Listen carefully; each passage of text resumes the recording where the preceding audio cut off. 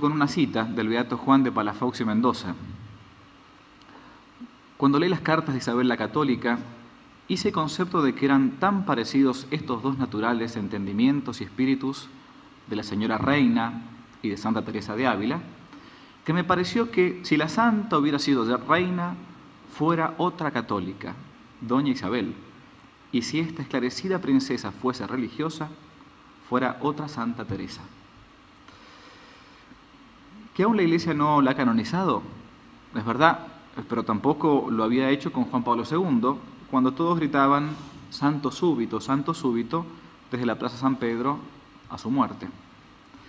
La más santa de las reinas y la mejor de las reinas, entre las santas, Isabel de España, merece estar desde hace tiempo entre los altares y gracias a Dios su proceso de beatificación está más que adelantado a raíz de los milagros comprobados y narrados en la Positio Canónica. Siguiente. La vida de Isabel no solo ha sido silenciada, sino incluso calumniada por la ideología antihispanista imperante. Siendo un arquetipo laico de mujer, madre y gobernante, se la ha vapuleado tanto que incluso hoy hay españoles que no conocen de su vida o la conocen mal. Siguiente. La única reina cristiana, que con el tiempo llevará el título de la Católica, contaba apenas con 11 años cuando fue confiada a la corte de su hermanastro, el rey Enrique IV de Castilla, donde reinaba un ambiente frívolo y escandaloso. Era este un rey endeble, bastante flojo en su carácter, que gustaba de las compañías mundanas y poco santas. Conocido en Europa como Enrique el Impotente, quien además de su aparente incapacidad de engendrar familia, no era tomado demasiado en serio, aunque se declaraba cristiano y asistía a misa. Sus compañías predilectas recaían sobre moros, judíos y cristianos renegados. Isabel, que imaginaba quizás que algún día le tocaría el momento de reinar, supo ante esta situación educarse de la mejor manera. En Segovia, ejercitó el arte de la equitación, la caza e incluso defenderse con armas, pero por sobre todo se las ingenió para adquirir una cultura sólida. Estudió retórica, poesía, pintura, historia. Algunos incluso dicen que hasta conocía bien el latín y hasta algo de griego, cosa que no era extraña para la época, en pleno tiempo del Renacimiento. También se inició en la filosofía y especialmente, y esto es para destacar, en el pensamiento del gran Aristóteles y Santo Tomás de Aquino.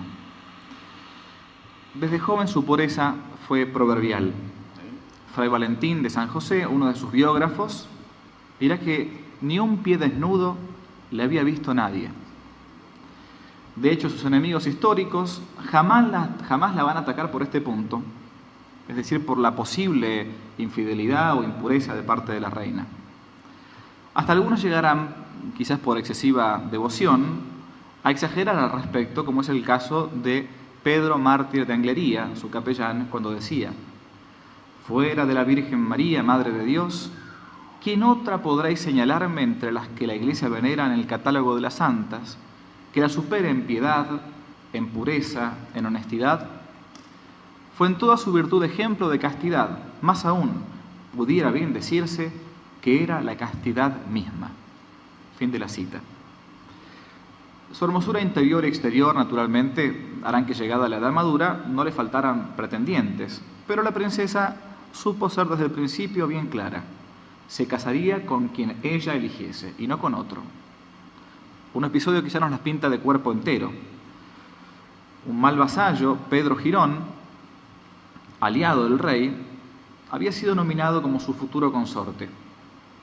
Se regodeaba el hombre ante sus amigos de cómo le haría perder la virginidad a la pequeña princesa Isabel.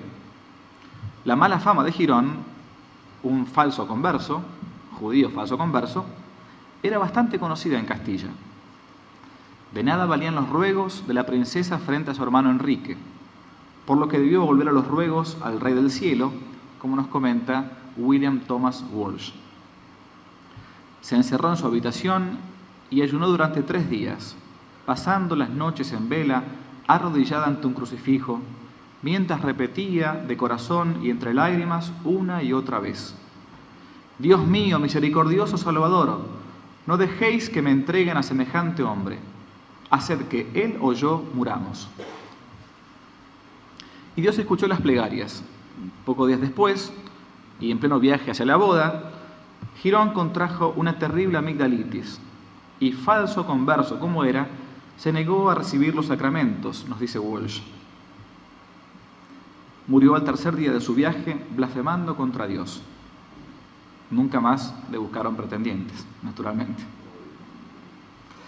Su boda llegará recién en 1469 en Valladolid con Fernando, el joven príncipe de Aragón y primo segundo de la reina. No nos detenemos en este punto. Hay toda una controversia zanjada por los historiadores con el parentesco de consanguinidad de segundo grado con Fernando. Isabel era mujer de fe sólida y corazón ardiente. No solo asistía a misa a diario, sino que tenía la costumbre, como los sacerdotes y las monjas, de rezar todos los días las horas canónicas, aparte de sus extensas oraciones privadas, por cierto. Nos dicen las crónicas, puntualmente, entre ellas Lucio Marineo Sículo, encargado de la capilla real, que reina absorbida por múltiples y graves asuntos de gobierno, pero religiosísima como un sacerdote entregado al culto de Dios, de la Virgen y de los santos. Y terminaba este capellán: era dada a las cosas divinas mucho más que a las humanas. Sin embargo, y esto es importante recalcarlo, lejos estaba su alma recia, como era, de una piedad beatona, medio devotona, insulsa. Un ejemplo de su fortaleza quizás nos lo enseñe, como era el modo de rezar que tenía ante un inminente combate. A ti, Señor, suplico, dice Isabel, y suplico humildemente que oigas ahora la oración de tu sierva y muestres la verdad y manifiestes tu voluntad con todas tus obras y maravillas. Porque si no tengo justicia, no haya lugar de pecar por ignorancia, y si la tengo, me des ceso y esfuerzo para alcanzarla con la ayuda de tu brazo. Si tengo derecho, me des ceso y esfuerzo. ¿Qué palabras? Memorable es la anécdota que cuando debió elegir el confesor para limpiar su alma, mandó llamar a Fray Hernando de Talavera, hombre con fama de prudencia, fraile. Fray Hernando le dijo, siguiente, estaba sentado en una silla: entrambos debemos estar de rodillas. Era costumbre que cuando se confesaba a un rey o una reina, por respeto, tanto el confesor como la potestad real se arrodillasen. No, señora, respondió Fray Hernando, sino que yo he de estar sentado y vuestra Alteza de rodillas, porque es el tribunal de Dios, y aquí yo hago sus veces de él. Isabel dijo: este es el confesor que yo buscaba. Perdón, pero a veces me emociono algunas partes de Isabel, perdón. Siguiente. En cuanto a su carácter, como bien señala Walsh, nada podía estimular más a Isabel que una labor que los demás consideraban como imposible. Las palabras fatalidad, imposible, no formaban parte de su vocabulario. Para ella el fracaso no significaba más que el castigo de Dios a la estupidez humana. No parecía sino de aquellos varones fuertes que Santa Teresa de Ávila anhelaba en sus conventos femeninos. Quería mujeres varonas, decía Santa Teresa, ¿no? Una pía rima castellana recuerda el modo de rezar de la reina. No he encontrado yo la fuente puntual, pero de los primeros biógrafos citan esta rima. Yo me he cansado de buscar la fuente o un autógrafo de ella. Decían que así rezaba: tengo miedo, Señor, de tener miedo y no saber luchar. Tengo miedo, Señor, de tener miedo y poderte negar. Yo te pido, Señor, que en tu grandeza no te olvides de mí y me des con tu amor la fortaleza para morir por ti. En cierta ocasión llegó a oídos de Isabel la noticia de que en Sevilla reinaba un estado de corrupción generalizada. Algo debía hacerse, por lo que decidió hacer una visita con el fin de poner las cosas en orden. Una vez allí se dirigió directamente al Alcázar, preguntando por el sitial judicial que había honrado San Fernando a fin de sentarse allí a impartir justicia. Los nobles sevillanos, viendo la belleza de la reina, intentaron agasajarla obsecuentemente con banquetes, con corridas de toros y con fiestas mundanas. Pero Isabel no era de esas. Luego de tomar su puesto en el sitial judiciario, comenzó a impartir justicia y a colgar a cuanto culpable encontrase de incumplir gravemente con la ley. Durante 2 meses seguidos, todos los viernes, ella misma recibiría las denuncias y en menos de 3 días daría sus veredictos. Igual que aquí en Argentina, más o menos, la justicia, ¿no? Isabel fue grande y digna de admiración para sus contemporáneos. La fama de cristianísima, como la apodaban, no conocería fronteras en su tiempo. Sin embargo, no hay rosa sin espinas, como dice el refrán.